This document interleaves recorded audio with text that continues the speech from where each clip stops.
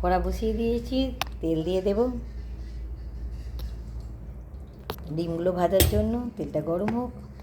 এখানে ডিম সিদ্ধ করে ছাড়িয়ে নিয়েছি, দেবো একটু নুন ভাজার জন্য, আর দেবো একটু হলুদ গুঁড়ো দিয়ে ভালো করে এটাকে ভাজতে হবে। এদিকে আলু সিদ্ধ করে নিয়েছি, টমেটো কুচি নিয়েছি, পেঁয়াজ কুটে নিয়েছি, আদা রসুন বেটে নিয়েছি এখানে মিক্সিতে। রান্নাটা করব, দেখুন ডিমগুলো ভেজে নেব আগে।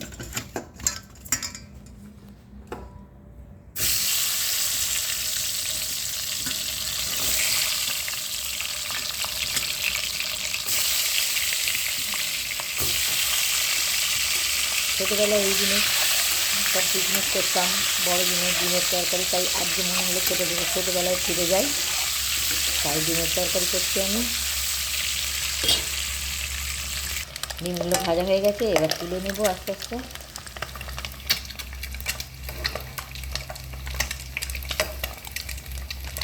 আমি ডিম একটু অল্প ভাজি, কারণ ডিম বেশি ভাজলে একটু শক্ত শক্ত হয়ে যায়, খেতে ভালো লাগে না, তাই আমি ডিমটা অল্পই ভাজি।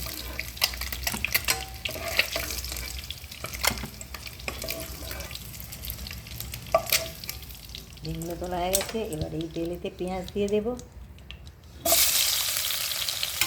পেঁয়াজগুলো লাল হয়ে যাবে, তারপরে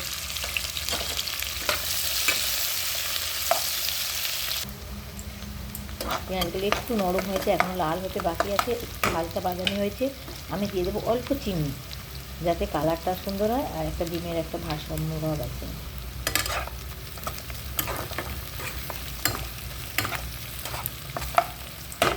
আমি আদা রসুনগুলো গ্রেট করার মতো করে বাটা হয়েছে, এরকম এটা দিয়ে দেবো।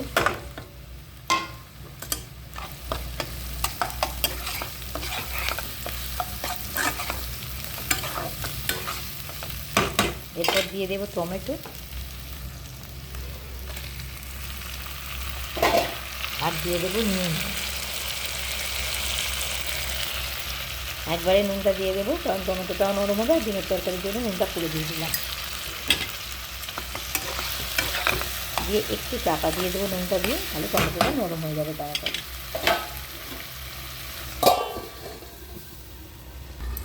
দেখি টমেটোগুলো নরম হয়ে গেছে, নরম হয়ে গেছে। দেবো ধনের গুঁড়ো,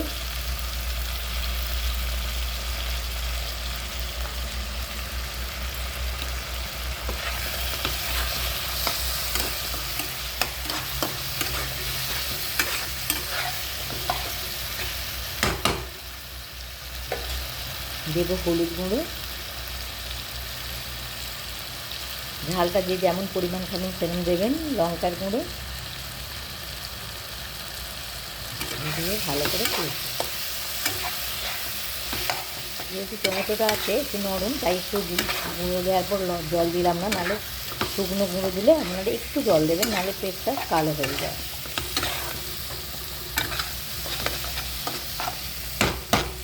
এবার আলুগুলো দিয়ে কষবো।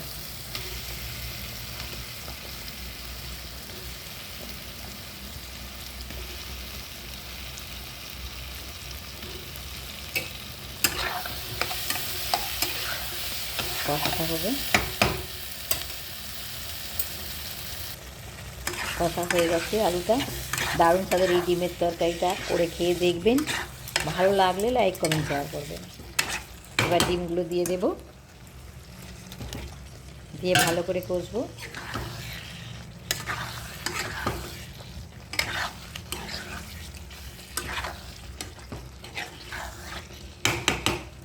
এরকমভাবে কষাও যদি আপনি সাফ করতে চান করতে পারেন, আর নাহলে ডিমের ঝোল যদি করতে চান করতে পারেন। আমি এতে জল দিয়ে দেবো।